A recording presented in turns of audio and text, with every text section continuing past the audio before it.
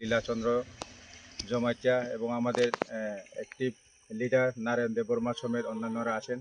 আমরা আজকে জাতীয় সড়ক হাতে কতর সেটা আমরা পরিদর্শন করেছি এবং এখানে বর্তমানে আতক ঠাংপিসা এবং ব্রিগুদাস এলাকায় আমাদের এই যে রেলওয়ে ট্র্যাক সেটা আমরা আজকে ভিজিট করেছি।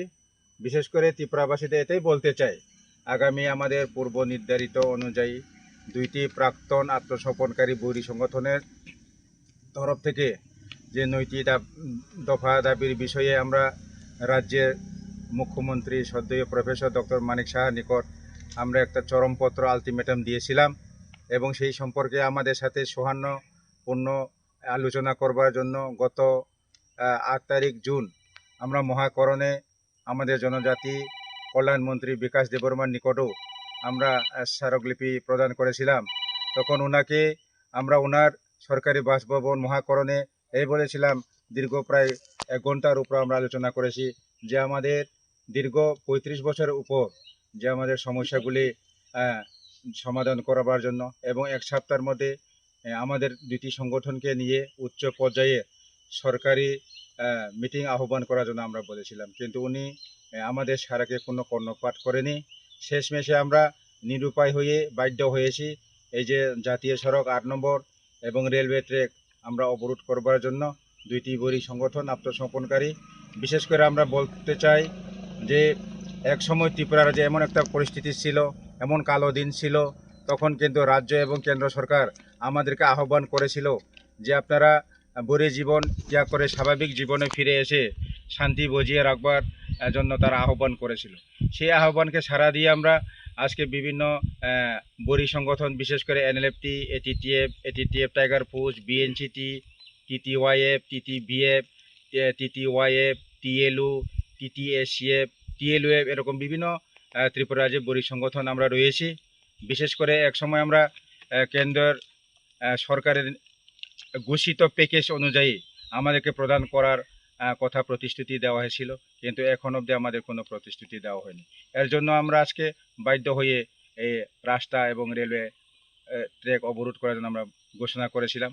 সেই চরমপত্র দেওয়ার পরে গত কিছুদিন আগে আমাদের এসপিএসবি আজকে স্পেশাল ব্রাঞ্চ শাখা আমাদেরকে ডেকেছিল। তখন আমরা 8 জন প্রতিনিধি যৌথ মঞ্চের আমরা ওইখানে গিয়েছি, আমরা কথা বলেছি, আমাদের দাবি সনদ ওনাকে আমরা পেশ করেছি। উনি আমাদেরকে বলছে 2-1 দিনের মধ্যে আপনাদের 2টি সংগঠনের নেতৃবৃন্দের সাথে উচ্চ পর্যায়ে সরকারের যে মিটিং আহ্বান করা হবে, কিন্তু এখন অবধি কোনো মিটিং আহ্বানের আমাদের কাছে এমন কোনো সুনির্দিষ্ট চিঠি বা নিমন্ত্রণ আসেনি।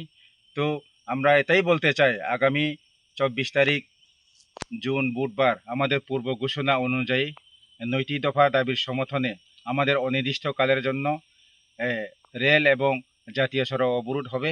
আগামীকাল আমাদের সমস্ত ত্রিপুরা থেকে আমাদের যারা ডিপ্রাইভ যে রিটার্নিস ওনারা এখানে আসবেন, পোস্ট 98 রিটার্নিস এবং প্রি 98 রিটার্নিস ওনারা আসবেন।